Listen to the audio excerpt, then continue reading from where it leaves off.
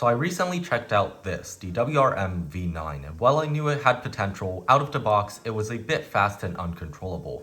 However, today, I'll be showing you how you can take it from the stock settings with a little bit of lube intentions to make this one of the best cubes on the market today. As a bonus, unlike most YouTubers, I won't just be telling you how to set it up, what lubes to put in, but I'll actually be explaining each of the steps I do so that in the future, you can set up your own cubes without following any tutorials to get it exactly how you like it. So the first step whenever you're setting up a cube is to ask yourself, how does this cube feel right now, and how do I want this cube to feel after it's done? Out of the box, of course, one can say it's fast and uncontrollable. And it might vary a little bit depending on how you like your cubes, but generally, I think if you bought this cube, you do want it to be controllable, but you also want it to feel nice and fast to turn. Based on those qualities, I've prepared two lubes. This is Weight 5 and this is Speedcube Shop Martian. Additionally, you may also want to have a screwdriver as well as a dual adjust compressor handy. The first thing that we're going to do is slow down this cube a little bit with some Weight 5. I'm not actually going to be putting in the lube in today's video because I already did it about 2 days ago, so I'm not going to do it again. But essentially what you want to be doing is you want to either disassemble the cube and put Weight 5 on the tracks, or just open the cube nice and wide like this and put Weight 5 on where you see the teal color. Now when you're putting this in, you want to do this a little bit by little.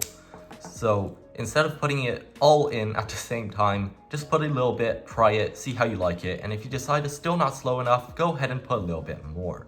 But do not be afraid to put too much, because of course, track lube is supposed to last a lot longer than piece lube, and additionally, you can always just break it in a little bit more or even wipe it off if you decide that is too much.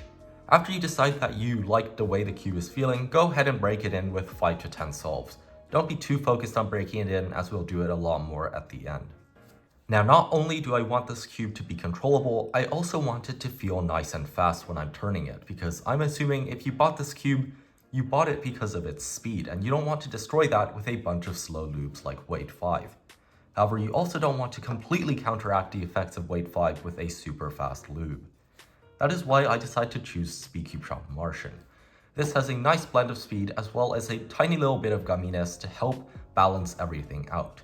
Other than Martian, I would probably also recommend GAN lube if you could find some of that instead of this Martian lube. When I just started putting it in, I put 3 drops on the pieces, and I just decided to break it in. It does say to put 6 drops on the packaging, but I usually think that 6 drops is a little bit too much. After you have 3 drops in there, go ahead and break it in, and if you decide you need more, then feel free to put a little bit more. Whenever I feel like this cube is a tiny bit dry after 100 or 200 solves, I just put 1 more drop of Martian in there.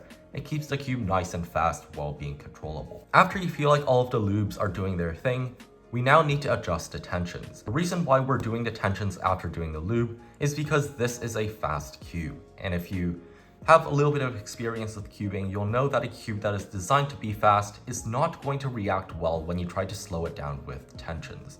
It usually just feel really weird, and it's the same way if you try to speed up a slow cube with tension. Usually it's better to adjust things with lube first, and then adjust the tensions as you like it after. The first thing that we're going to be doing is making sure all of the tensions around the cube are the same.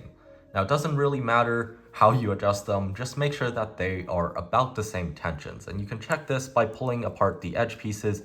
If they come about the same distance away from the centerpiece, then you should be good. Let's start by adjusting the screw. Generally, I like to make this tighter by increments of 45 degrees to get a nice balance between speed and a nice sample of tensions that you're testing.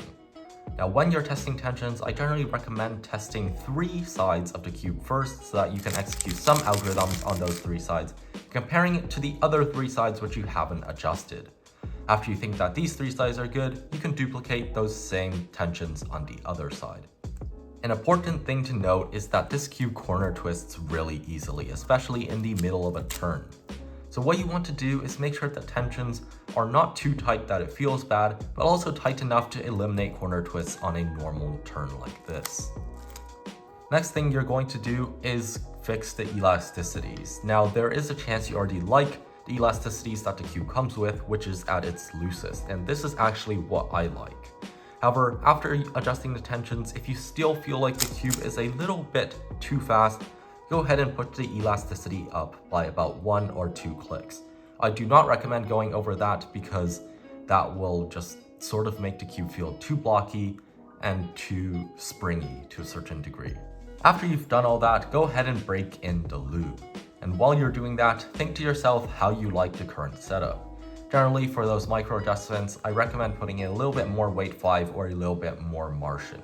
After all that, your WRM V9 should feel controllable yet fast, and that's the sort of cube that I like best. As always, if you have any questions, let me know down below in the comment section. And with that, hope you guys learned something, and I'll see you guys next time. Goodbye!